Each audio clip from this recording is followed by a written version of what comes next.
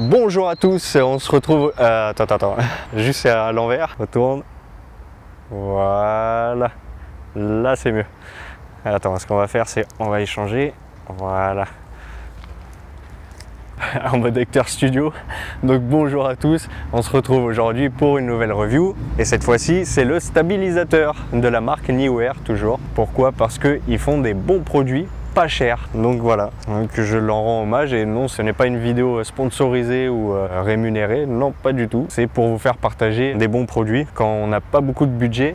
Et bien voilà. Pourquoi cet outil? Tout simplement parce que c'est indispensable. Quand vous commencez à tourner, que ce soit des clips vidéo, des courts-métrages, des films d'entreprise, tout ça, il va falloir investir dans un stabilisateur. Alors électronique ou pas, ça c'est à vous de voir. Pour ma part, c'est indispensable parce que justement dans le mouvement, quand vous allez marcher, ou pour tourner autour, ça va tout simplement rendre les plans plus fluides et donc ça va donner une qualité plus professionnelle à vos tournages. Donc pour ce qui est du stabilisateur, un alliage d'aluminium pour un poids de 2,19 kg en total, super léger et pratique, aux environs de 50 € quand vous n'avez pas beaucoup de budget. Donc c'est vraiment un outil indispensable pour vos productions.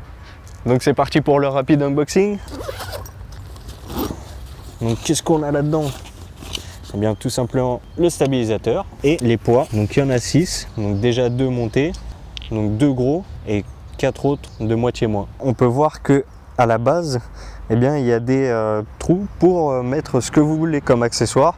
Si vous voulez enlever les poids et mettre par exemple un écran, un petit écran bien sûr, hein, parce que vu la taille du caméscope que vous allez mettre dessus, il peut supporter jusqu'à 3 kg, donc ça va pas être un écran de 10 pouces, hein. Donc ça va être les petits écrans plutôt, et donc comme ça va permettre de stabiliser aussi, mais vous pouvez rajouter des accessoires en bas, super pratique. Donc là, le stabilisateur, donc j'ai déjà mis les poids pour la caméra. Hop, on vient dévisser cette partie et le mettre à la hauteur qu'on veut.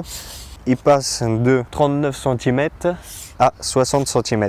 Voilà. Suivant la caméra que vous mettez dessus, venez ajuster, faire les réglages. La plaque de fixation pour les appareils photo et les petites caméras bien sûr. Donc là, il y a la sécurité, ça sort pas. Il faut dévisser cette partie. Et hop. Donc là, c'est gradué pour les repérages. Quand vous mettez votre caméra dessus, vous pouvez vous repérer. Voilà, super pratique. Vous venez resserrer et ça ne bouge plus.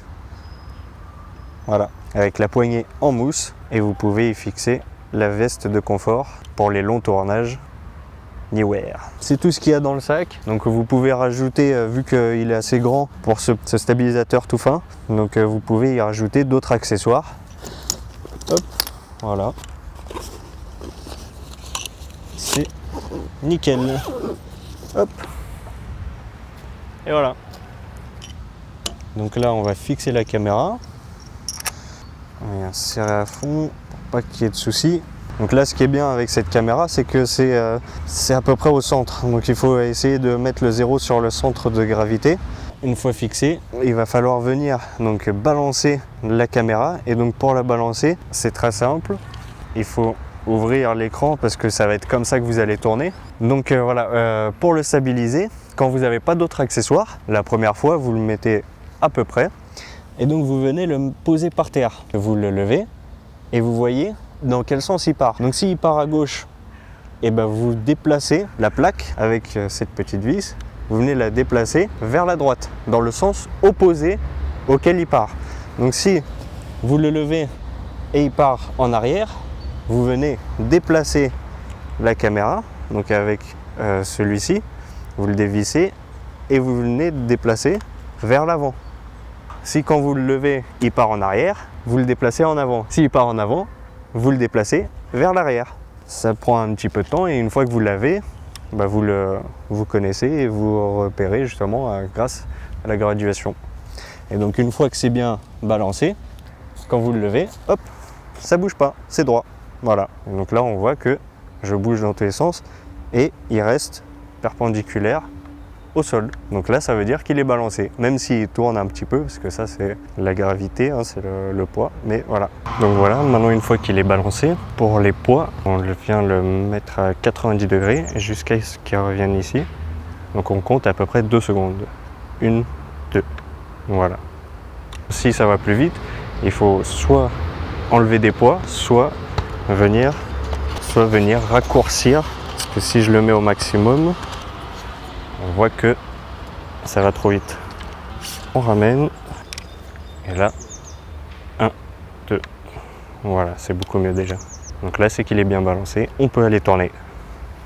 Donc voilà, une fois qu'il est bien balancé, eh bien, il va falloir le manipuler avec votre main droite, ou si vous êtes gaucher avec la main gauche, vous tenez la poignée et avec l'autre main, vous venez juste mettre 3 doigts, c'est déjà pas mal, et vous venez juste le maintenir en fait, parce qu'il ne faut pas justement le tenir fermement, non. La main principale, c'est la main droite et l'autre, c'est vraiment juste un maintien pour orienter en fait la caméra. Voilà, donc c'est un peu compliqué pour ceux qui n'ont pas l'habitude. Donc les premières fois c'est toujours un peu voilà, c'est pas évident, on connaît tous les premières fois. Il faut de l'entraînement, il faut de la patience. Quand c'est pas électronique, c'est plus manuel, donc c'est plus facile quand on est portugais. Non, je rigole.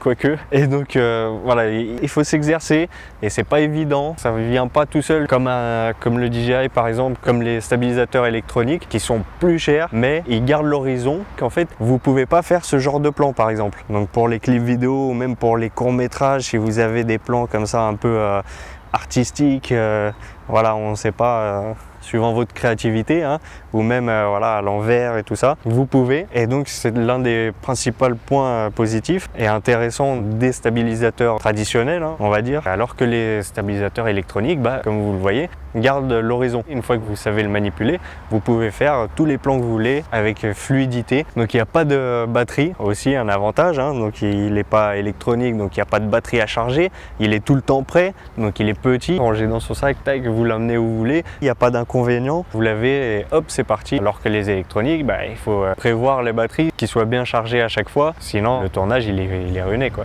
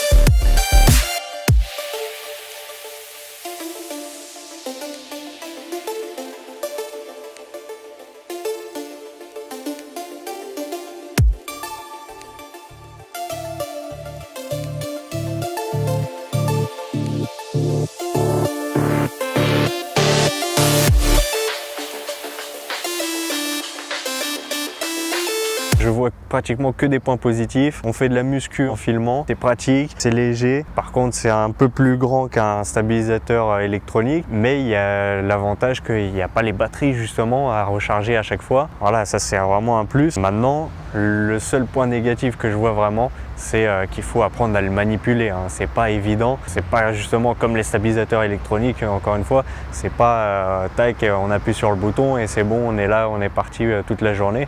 Il y a sans effort, même si on tourne à gauche, à droite. Non, là c'est vraiment, il faut toujours tenir et apprendre à le manipuler justement pour avoir ces plans fluides, ces plans justement professionnels. Voilà, donc c'est pas si évident que ça, mais avec un peu d'entraînement, on y arrive forcément. Donc voilà, un peu de patience, un peu d'entraînement et ça le fait. Et en plus pour le prix, c'est nickel.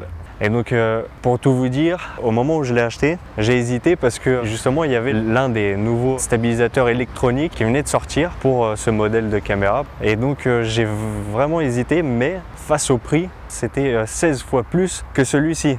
Voilà, j'avais pas les moyens et je me suis dit, voilà, je vais pas l'utiliser non plus tous les jours, hein, donc j'ai pas des tournages tous les jours pour le moment. Je me suis dit, peser le pour et le contre, et voilà, il n'y a pas photo, on prend ça et ça fait le job et c'est très bien. J'ai clairement pas les moyens et surtout, je me suis senti un peu comme un gosse. Au moment de Noël, je me suis dit, je peux pas me l'offrir, je peux pas avoir le jouet, tu vois, que je veux, c'est juste ça, mais voilà, après coup, on réfléchit et donc on se dit mais pourquoi je vais gaspiller autant d'argent alors que celui-là il fait très bien le job et ça suffit pour mes utilisations pour l'instant. J'ai pas une grosse caméra de production, tout ça, avec les gros optiques encore une fois. Donc pour ma caméra, pour mes tournages, c'est idéal et c'est pour ça que je le recommande. Après c'est suivant votre budget, suivant votre envie, suivant votre tournage. Donc si vraiment vous avez l'utilité ou pas, à vous de voir. Donc voilà, j'espère que cette petite vidéo vous a plu. Comme d'habitude, on n'oublie pas de s'abonner, de partager la vidéo et de mettre un petit pouce bleu, ça fait toujours plaisir. En tout cas, je vous dis à très vite pour une prochaine vidéo et d'ici là, enjoy!